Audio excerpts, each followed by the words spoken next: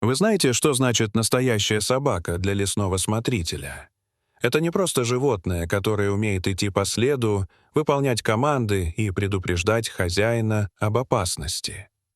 Для человека, который проводит жизнь среди деревьев, болот и звериных троп, такой пес становится самым надежным товарищем. Именно поэтому лесник Алексей давно мечтал вырастить четвероногого помощника. Он представлял, как однажды пес станет ходить с ним по дальним просекам, находить следы зверей и вовремя предупреждать об опасности.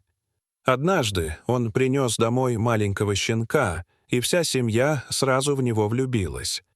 Дети хотели оставить его в доме, но Алексей решил иначе. Он считал, что будущий рабочий пес не должен привыкать к дивану и постоянной заботе.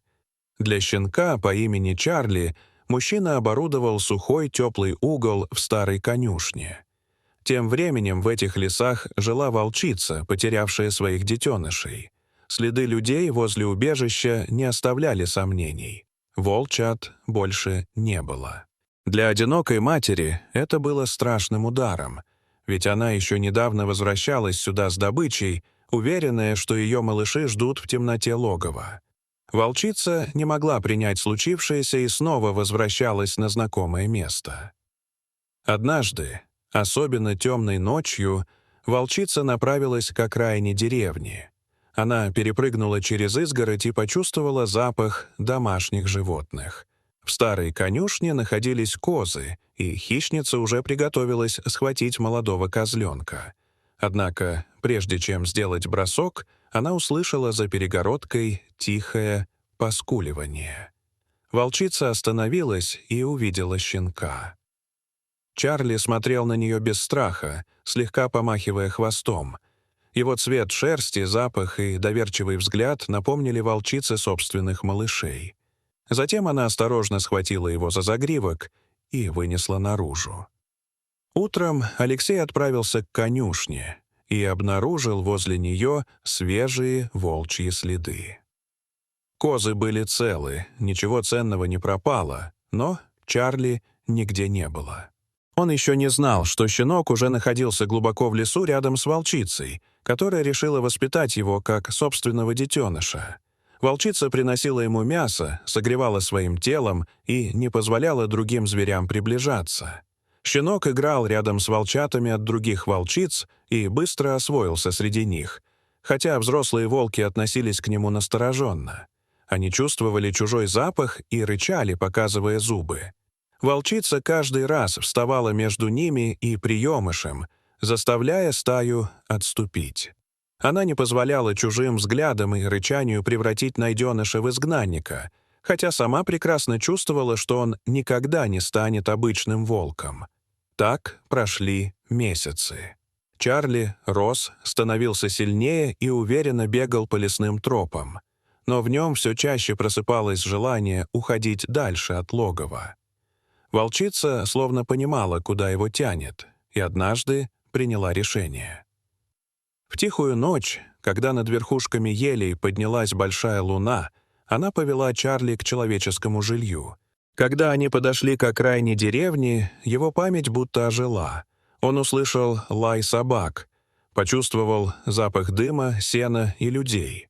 Все это было почти забыто, но теперь знакомые запахи один за другим возвращали ему картины раннего детства. А возле старой конюшни Чарли тихо заскулил, потому что вдруг вспомнил руки Алексея, его голос и место, где когда-то спал маленьким щенком. Пес сделал несколько шагов за своей приемной матерью, но в этот момент в доме загорелся свет. Дверь распахнулась, и на крыльцо вышел Алексей. «Кто там?» — громко спросил он, вглядываясь в темноту. Услышав знакомый голос, Чарли не выдержал и залился радостным лаем. Мужчина замер, а затем узнал своего пропавшего питомца. Через несколько секунд он уже обнимал огромного повзрослевшего пса, который радостно крутился вокруг него. Чарли не переставал лаять и тыкался мордой в руки хозяина, словно хотел наверстать целый год разлуки. Чарли вернулся спустя год. но никто не мог объяснить, где он находился все это время. Прошел еще 1 год. Однажды Алексей вместе с напарником Сергеем задержался на лесном обходе и поздно возвращался домой. Чарли шел впереди, но внезапно остановился, напрягся и начал оглядываться. Он то отходил в сторону, то возвращался к людям, а затем тихо завыл.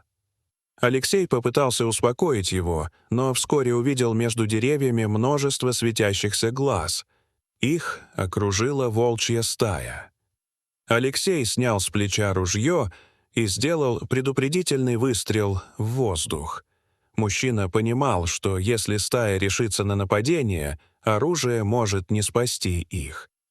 И тогда Чарли встал перед хозяином. Его шерсть поднялась на загривке, пасть оскалилась, а низкое рычание мгновенно изменило его привычный добродушный вид. Он был готов защищать Алексея до конца. Напарник Сергея тоже приготовился к худшему, потому что между людьми и стаей оставалось совсем небольшое расстояние. Но вдруг из темноты вышла крупная старая волчица. Чарли перестал рычать, опустил хвост и радостно завилял им. Волчица подошла совсем близко, обнюхала его морду и коснулась носом его головы. Алексей теперь понял, почему Чарли иногда тревожился в лесу и почему необычно реагировал на волчий вой.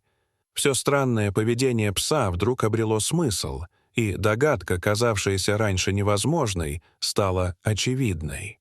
Перед ним была та самая волчица, которая когда-то забрала его щенка. Она тоже узнала своего приемного сына. Однако стая все еще оставалась рядом, и несколько молодых волков начали приближаться к Чарли. Волчица мгновенно встала перед ним, оскалилась и низко зарычала. Вожак некоторое время смотрел на нее, затем перевел взгляд на пса и медленно повернулся в сторону леса. Волчица задержалась еще на несколько секунд. Она снова понюхала Чарли, прижалась мордой к его плечу, словно прощаясь, и исчезла среди темных деревьев. Алексей стоял рядом со своим псом и теперь окончательно понял, где тот провел первый год жизни.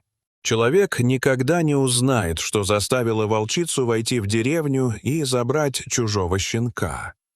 Возможно, она увидела в нем замену погибшим волчатам, а может, просто не смогла пройти мимо существа, которое напомнило ей о детенышах. Но одно было очевидно. Для нее Чарли действительно стал сыном. А для самого пса жизнь навсегда разделилась между двумя мирами. В одном его ждали человек, дом и привычная жизнь, а в другом оставалась память о лесной стае и той, которая когда-то заменила ему родную мать. Дорогие зрители, что вы думаете об этой истории? Расскажите, пожалуйста, в комментариях.